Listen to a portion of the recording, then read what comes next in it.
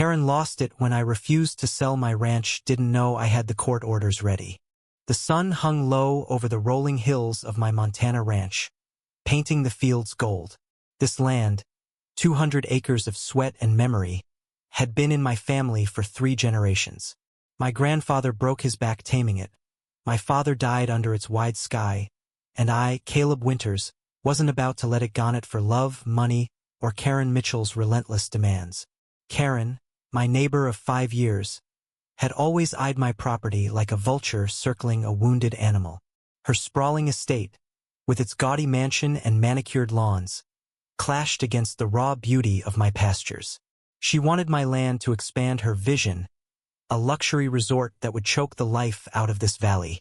It started with polite offers. "Caleb, think of the future," she'd say, her smile tight as a coiled spring. I'd decline, tipping my hat, keeping it civil. But Karen wasn't used to hearing no. Her wealth came from real estate deals, each one a notch in her belt, and my refusal was a personal affront. By spring, her tone shifted. She'd show up unannounced, her SUV kicking up dust, tossing out figures that made my head spin 6 figures, then 7.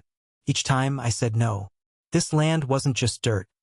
It was my father's laughter, my mother's garden, my daughter's first steps. Then came the threats. "You'll regret this, Caleb," she snapped one evening, her eyes glinting like polished steel.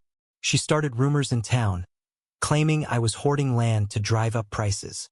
She filed complaints, saying my fences violated codes. The sheriff, a tired man named Roy, would shrug and say, "She's got money, Caleb. Money talks." But I wasn't budging. I had something Karen didn't know about. Court orders? Ironclad, proving my ownership beyond dispute. My father had fought off a similar land grab decades ago, and those documents were my shield. The tension peaked on a blistering June afternoon.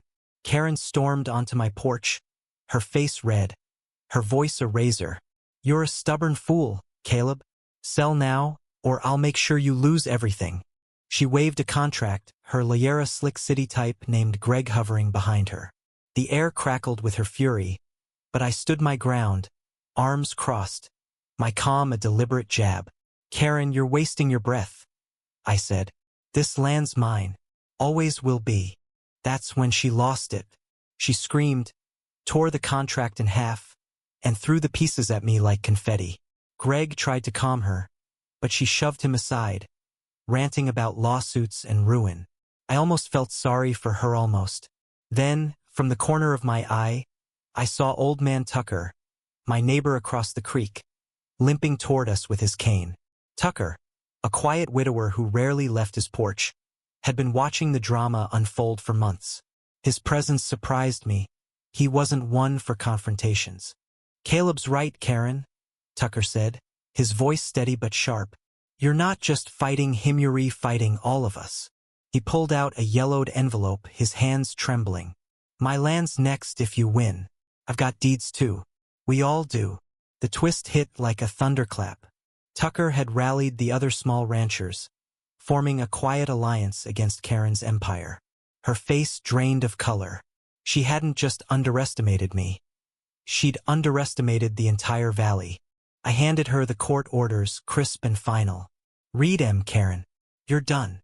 Her hands shook as she scanned the pages, her dream of a resort crumbling with every word.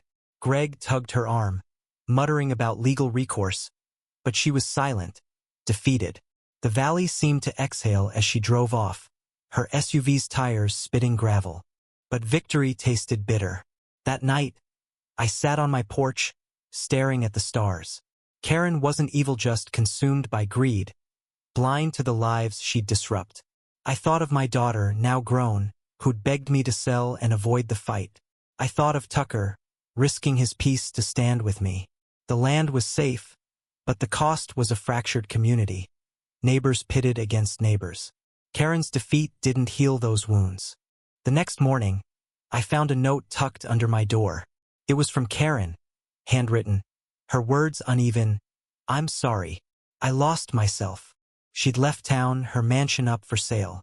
I should have felt triumphant, but all I felt was hollow. The valley was ours again, but at what price? Greed had torn us apart, and apologies couldn't stitch us back together. What do you think? Does justice outweigh the cost of a divided community? Or is there a better way to resolve conflicts like these?